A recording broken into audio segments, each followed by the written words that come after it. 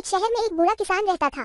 हर साल की तरह इस बार भी वो किसान आलू की खेती करना चाहता था, लेकिन उसका इकलौता बेटा किसी कारण से जेल में था। वो बूढ़ा किसान अब कमजोर हो चुका था और इसलिए उसने खेत जोतने का फैसला छोड़ दिया। उस बूढ़े किसान ने उदासी में अपने बेटे को, जो कि जेल में था, उसे खत लिखा। उसने खत में लिखा, बेटा अशोक, वैसे तो हर साल की तरह इस बार भी मैं खेत में आलू की खेती करना चाहता था, लेकिन सबसे बड़ी दिक्कत ये थी कि खेत जोतेगा कौन, क्योंकि इस बार मेरी तबीयत कुछ ठीक नहीं। डॉक्टर ने आराम करने के लिए कहा है और इसलिए मैंने फैसला किया है कि इस बार मैं खेती नहीं करूंगा। काश तुम यहाँ होते तो खेत जोतने में मेरी मदद कर सकते और हर साल की तरह इस बार भी हम मुनाफा कमा पाते। खैर, अब जब तुम जेल से वापस आओगी तो ही खेती करूंगा। तुम्हारी माँ की तबीयत भी कुछ अच्छी नहीं रहती और मैं चाहता हूँ कि इस बार ज्यादा से ज्यादा समय उसके साथ बिता सकूं। मुझे पता है कि अगर तुम यहाँ होते तो मेरी मदद जरूर करते। खैर, अपना ख्याल रखना। मैं आशा करता हूँ कि तुम जल्द से जल्द जेल से रिहा हो जाओगे। तुम्हारा पिता। 2 दिन बाद पिता को बेटे का खत आता है। उसमें सिर्फ ये लिखा था, पिताजी, भगवान के लिए खेत मत जोतना, क्योंकि खेत में कई बंदूकें और बारूद गड़ा पड़ा है।